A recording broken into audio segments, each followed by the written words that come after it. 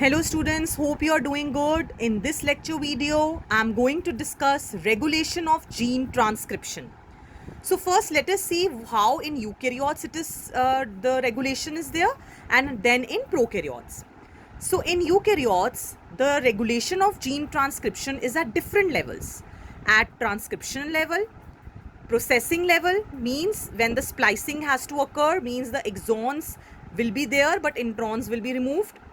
Then when the mRNA has to be transported from the nucleus to cytoplasm to perform translation, and then at the translational level also it is regulated. But in prokaryotes, the main control is at the transcriptional level. So let us look at it, how it was deciphered, and we are discussing lac-operon over here, which is the utilization of lactose by E. coli. It was seen by Jacob and Monod that in E. coli there is an operon. What is operon? The polycistronic region which is regulated by promoter and regulatory genes. It also has an operator, which are the sequences which provides accessibility to the promoter. So let us see what operon looks like. So this is the lac operon, which is having one promoter, okay, one regulatory gene which is I gene or repressor gene, inhibitor it is coding, then promoter where RNA polymerase will attach, operator which will help this RNA polymerase to identify and attach. These three are the structural genes Z, Y and A. So when inducer or lactose, actually lactose is the inducer in this operon. So if lactose is absent, what happens? This I will start synthesizing repressor mRNA, which forms a repressor protein. This repressor protein attaches to operator, so the RNA polymerase is not able to bind. Now in next situation, when the inducer is present, what is going to happen? This is formed, but we are having the inducer. This inducer will attach to this repressor and it will not allow it to attach to operator. So operator is free, RNA polymerase can easily bind and transcribe the three structural genes. So what are the three enzymes which are produced? Beta-gal or beta-galactosidase, permease and transacetylase. Now let us see what beta-gal does. It metabolizes lactose into glucose and galactose.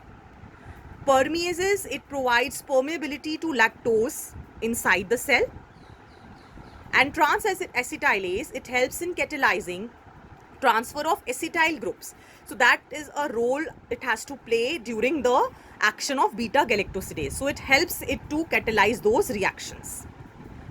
Now repressor is constitutively expressed. Constitutive means all the time the repressor is being expressed. So when inducer comes, then only it is lactose or you can say allolactose, which is the artificial form of lactose. So when inducer will be there, then only transcription will happen. So we say that the lac operon is under negative regulation. Why? Because excess lactose also will repress it, and the presence of repressor will also repress the transcription of lac operon. Next, coming to the Human Genome Project, or commonly called as HGP. This project is called as a mega project because its goals were very high, plus it took 13 years to sequence the human genome, which is 3 into 10 raised to the power 9 base pairs. So it is so long.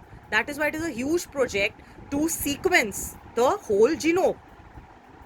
Another branch of biology which deals with computers and analysis is bioinformatics, with the help of which the sequences are analyzed.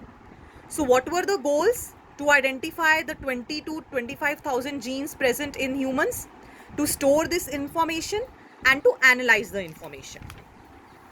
So now let us look at why it is called as mega project. It took 13 years. These many departments are there: US Department of Energy, National Institute of Health, Wellcome Trust, and it was completed in 2003.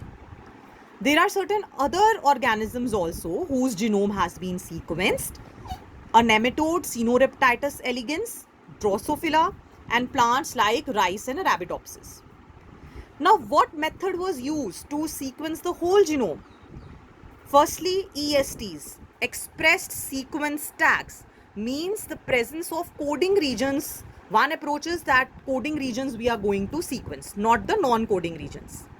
Then whatever sequence has come, we will look at the function, that is sequence annotation. So the whole genome was digested with the enzymes, restriction endonucleases, and then cloned in these vectors, BAC and YAC, bacterial artificial chromosomes and yeast artificial chromosomes. Then with the help of automated DNA sequencers, which is also the Sanger's method, it was deciphered that there are 3,164 around million nucleotides in human genome. Second thing, greater than you can say like less than 2% of the genome codes for a protein. Rest is junk. And there are many repetitive sequences of DNA. It was deciphered that chromosome 1 has most genes and chromosome Y has the least genes.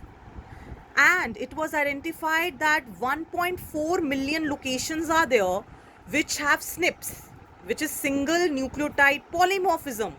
Means the humans, they differ from each other in DNA sequence at single nucleotides.